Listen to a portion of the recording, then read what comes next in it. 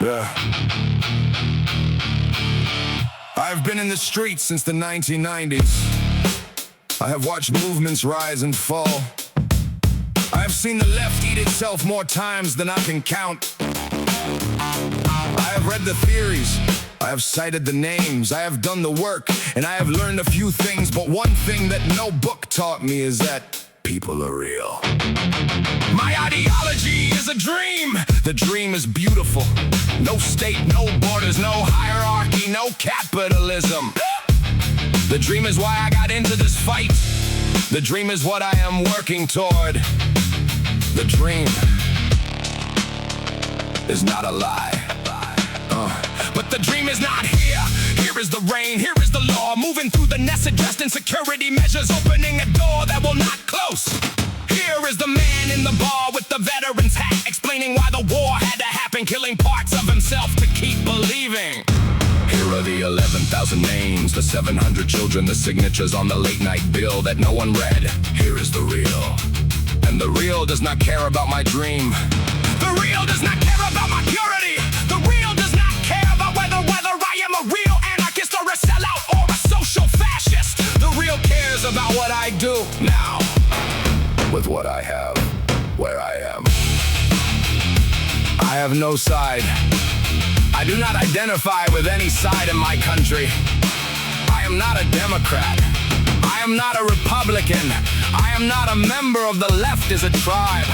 I have no loyalty to any faction, any label, any ideological purity test. I have goals. My goals are simple: reduce suffering, feed the hungry, house the homeless, stop the bombs, free the prisoners, tear down the walls, and I will use anyone who helps me accomplish those goals. If Ilhan Omar helps me move the Overton window, I will support her. If a mutual aid network helps me feed my neighbors, I will volunteer. If a protest helps shut down a weapons factory, I will march. If a soup kitchen needs help, I will wash dishes. I do not ask for ideological purity anymore. I ask, does this help my people? The red line.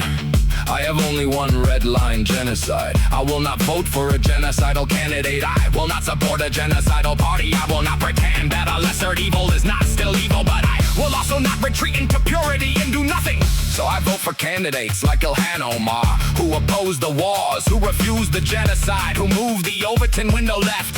And I refuse to vote for candidates like Kamala Harris, who enable the bombs, who arm the killers, who demand my vote as cover for their crime. That is not lesser evil voting. That is principled voting with a non-negotiable moral floor. And outside the ballot box, I do everything else: mutual aid, witnessing, organizing, writing, making music, refusing to look away. The only measure that matters. I am not building utopia. I am not waiting for the revolution.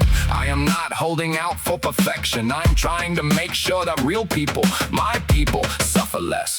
Now, in the rain, even if the dream never arrives, if the dream never comes, I will not consider my life a failure. I will consider it a success if I can say, at least my people were taken care of. That is not a small ambition. That is the largest ambition there is. Because my people means everyone who is suffering. Taken care of means no one is hungry, no one is homeless, no one is bombed, no one is forgotten. The only honest conclusion: I do not know if the dream will ever come. I do not know if the revolution will ever arrive. I do not know if my grandchildren will live in a world without states, without borders, without hierarchy. But I know that people are hungry now. People are being bombed now. People are being deported now. People are being evicted now. And I cannot wait for the dream to help them. So I will do what I can, where I am, with what I have. I will vote for the people who help. I will refuse to vote for the people who hurt. I will build outside the ballot box. I will witness, I will record, I will warn. I will feed my neighbors, I will house my neighbors. I will fight for my neighbors, and I will never pretend that purity is a substitute for action. People are real. My ideology is a dream. The dream is the destination. The rain is the journey. And I'm still walking.